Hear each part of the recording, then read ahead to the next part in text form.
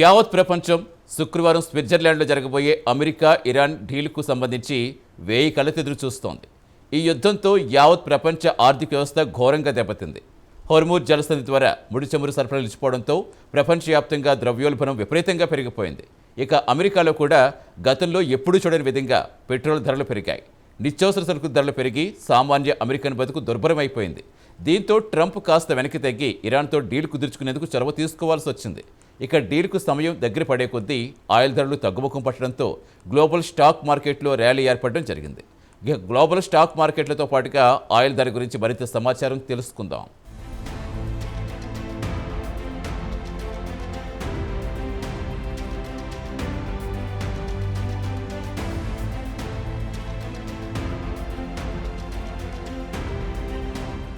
America Iran యుద్ధం వల్ల ప్రపంచ ఆర్థిక వ్యవస్థ కుదేలైంది. ఈ ఏడాది ఫిబ్రవరి 28వ తేదీన అమెరికా, ఇజ్రాయెల్లు కలిసి టెహ్రాన్పై బంకర్ బస్టర్ బాంబులతో దాడులు చేయడంతో Iran supreme leader Ayatollah Ali ఖమేనీతో పాటు ఇరాన్ రక్షణ మంత్రి, పలువురు భద్రతా సిబ్బంది ప్రాణాలు కోల్పోయారు. దీంతో ఇరాన్ వెంటనే హోర్మూజ్ జలసంధిని మూసివేసింది.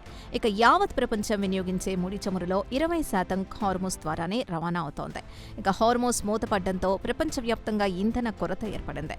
ఇక పేద దేశాల పరిస్థితి దారుణంగా తయారైంది. మన పొరుగున ఉన్న పాకిస్తాన్లో లీటర్ 400 పైచిలుకు దాటిపోయింది. ఇక మన ఇండియా విషయానికొస్తే పెట్రోల్ ధరలు పెద్దగా పెరగకపోయినా గ్యాస్ కొరత మాత్రం తీవ్రంగా వేధించింది.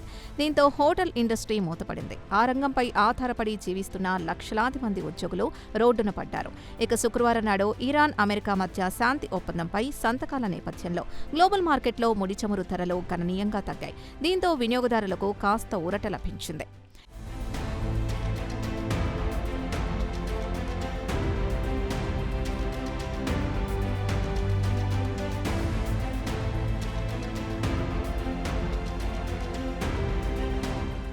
ఇక గ్లోబల్ మార్కెట్లో బ్రెంట్ క్రూడ్ 2.3% క్షీణించింది. కాగా జపాన్, దక్షిణ కొరియాతో పాటు తైవాన్ స్టాక్ మార్కెట్లో బుల్ రన్లో దూసుకుపోయాయి. కాగా బుధవారం నాడు అమెరికా, ఇరాన్ల మధ్య తాత్కాలిక శాంతి ఒప్పందం కుదిరిన నేపథ్యంలో చమురు ధరలు గణనీయంగా తగ్గుముఖం పట్టాయి. ఒకవేళ ఇరాన్ శాంతి ఒప్పందంపై వెనక్కి తగ్గితే ఇరాన్పై మరోమారు సైనిక చర్య ఉంటుందని ట్రంప్ హెచ్చరించారు. ఇక తాత్కాలిక శాంతి ఒప్పందానికి గడువు సమీపించే కొద్దీ గురువారం నాడు ఆసియా మార్కెట్లో బ్రెంట్ క్రూడ్ ఆయిల్ 2.3% క్షీణించింది. Brent future August delivery barrel $77.73 దిగొచ్చింది. ఇరాన్పై అమెరికా, ఇజ్రాయెల్ దాడి చేసిన ఫిబ్రవరి 28తో పోల్చుకుంటే కేవలం 7% మాత్రమే అధికంగా ఉంది. అయితే గత కొన్ని రోజుల నుంచి చమురు ధరలు క్రమంగా తగ్గుముఖం పడుతూ వస్తున్నాయి.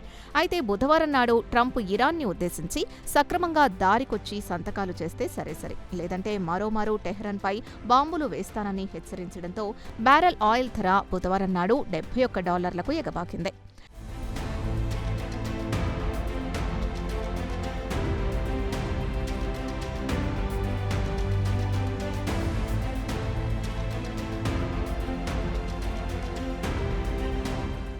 అయితే బుధవారం నాడు వాల్ స్ట్రీట్ నష్టాలతో ముగిసింది. అయితే గురువారం తిరిగేసరికి ఆసియా మార్కెట్లలో ర్యాలీ ఏర్పడింది.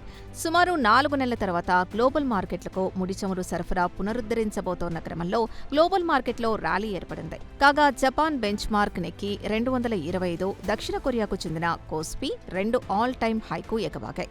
ఈ రెండు మార్కెట్లు వరుసగా 2%, 1.7% వరకు లాభపడ్డాయి. తైవాన్కు చెందిన తైఎక్స్ 1.3% ఎగబాకింది.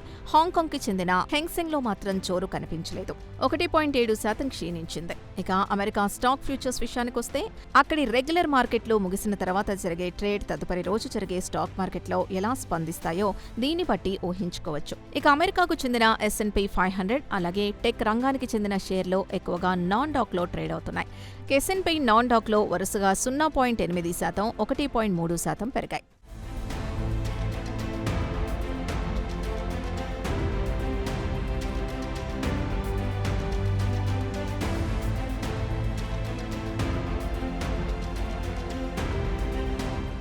అమెరికా, ఇరాన్ల మధ్య ఎంఓయూను గ్లోబల్ మార్కెట్లు స్వాగతించాయని జపాన్కు చెందిన ఎకనమిస్ట్ ఒకరు చెప్పారు. అదే కాకుండా గ్లోబల్ సెంట్రల్ బ్యాంకులు ద్రవ్య పరపతి సమీక్షల్లో వడ్డీ రేట్లు దాదాపు స్థిరంగానే ఉంచాయి కాబట్టి దీనికి సంబంధించి సస్పెన్స్ వేడిపోయింది. కాబట్టి ఇది కూడా మార్కెట్లు కలిసొచ్చే అంశమేనని అంటున్నారు ట్రేడర్లు.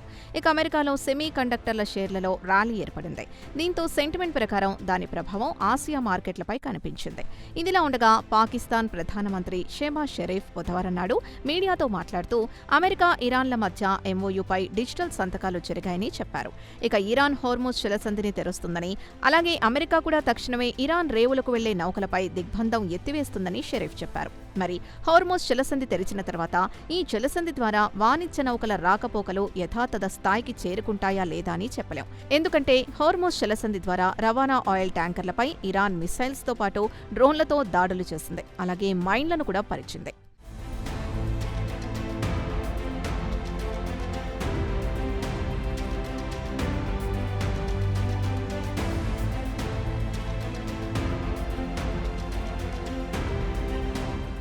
ఇక హోర్ముజ్ జలసంధి మోయడం వల్ల గ్లోబల్ మార్కెట్లో రోజుకు 14 మిలియన్ బ్యారెళ్ల చమురు కొరత ఏర్పడిందని ఇంటర్నేషనల్ ఎనర్జీ ఏజెన్సీ వెల్లడించింది. అయితే సిడ్నీకి చెందిన మార్కెట్ విశ్లేషకులు మాత్రం ఎంఓయూకు గ్లోబల్ మార్కెట్లు అనుకూలంగా స్పందించాయని తెలిపారు. అయితే గల్ఫ్ తీరంలో నిలిచిపోయిన వాణిజ్య నౌకలను వెంటనే క్లియర్ చేయడంతో పాటు హోర్ముజ్లో మందుపాతరలు పేల్చారు. ముందుగా వాటిని క్లియర్ చేస్తే తిరిగి సాధారణ స్థితికి చేరుకుంటుందని ఆయన అన్నారు. మార్కెట్ సెంటిమెంట్కు వాస్తవంగా సరఫరాకు దగ్గరి సంబంధం ఉంది. ఇక గల్ఫ్ దేశాలు తిరిగి ముడి చమురు ఉత్పత్తిని జోరు పెంచి రవాణాను వేగవంతం చేస్తే తిరిగి సాధారణ స్థితికి రావచ్చునని సిడ్నీ మార్కెట్ అనలిస్ట్ అన్నారు. ఇక అంచనా ప్రకారం గల్ఫ్లో సుమారు 500 వాణిజ్య నౌకలు చిక్కుబడిపోయాయి. వాటిని సురక్షితంగా అక్కడి నుంచి గమ్యస్థానానికి తరలించాలి. ఇక షిప్పింగ్ కంపెనీలు మాత్రం తమ నౌకలతో పాటు తమ సిబ్బందిని సురక్షితంగా హోర్ముజ్ జలసంధి దాటడానికి ఎవరు హామీ ఇస్తారని ప్రశ్నిస్తున్నారు.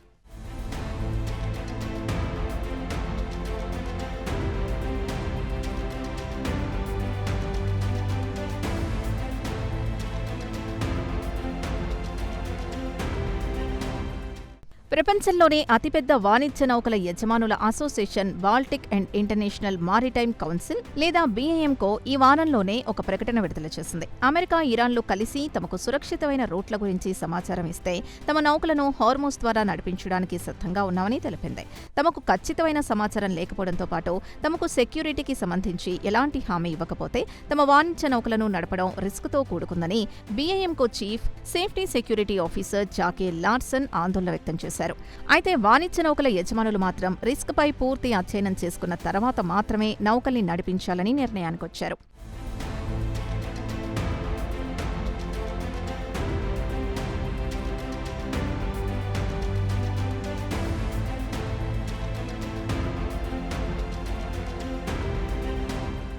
ఇక ఇండియన్ స్టాక్ మార్కెట్ విషయానికొస్తే ఉదయం నిలకడగా ట్రేడ్ అయినా మార్కెట్ ముగిసే సమయానికి పుంజుకున్నాయి. సెన్సెక్స్ 285 పాయింట్లు పెరిగి 77,441 వద్ద క్లోజ్ అయింది. ఇక నిఫ్టీ విషయానికొస్తే 82.30 పాయింట్ల లాభంతో 24,168 వద్ద క్లోజ్ అయింది. గ్లోబల్ మార్కెట్లతో పాటు ఆసియా మార్కెట్ల సెంటిమెంట్ దేశీయ మార్కెట్లపై పనిచేసింది. దీంతో పాటు విదేశీ సంస్థాగత మదుపరులతో పాటు దేశీయ ఫండ్స్ కూడా పెద్ద ఎత్తున షేర్లు కొనుగోలు చేయడంతో స్టాక్ మార్కెట్లలో ర్యాలీ ఏర్పడింది. ఇక గ్లోబల్ మార్కెట్లలో ముడి చమురు ధరలు తగ్గడంతో ఇన్వెస్టర్లలో సెంటిమెంట్ బలపడింది. చమురు ధరలు తగ్గితే ద్రవ్యోల్బణం తగ్గుముఖం పడుతుంది. ఇక కేంద్ర ప్రభుత్వానికి చమురు దిగుమతి బిల్లు కూడా తగ్గుతుంది. అదే కాకుండా దేశీయ మార్కెట్లో విదేశీ సంస్థాగత మదుపరులు పెద్ద ఎత్తున పెట్టుబడులు పెట్టి భారీ ఎత్తున షేర్లు కొనుగోలు చేశారు. ఇక అమెరికా ఫెడ్ రిజర్వ్ వడ్డీ రేట్లలో ఎలాంటి మార్పు చేయకపోవడంతో అక్కడి ఇన్వెస్టర్లు ఇండియా మార్కెట్లో పెట్టుబడులు పెట్టడానికి ఉత్సాహం చూపించారని మార్కెట్ విశ్లేషకులు చెబుతున్నారు. చమురు ధరలు తగ్గడంతో మన ఇండియన్ స్టాక్ మార్కెట్లు కూడా లాభాలతో ముగిశాయి.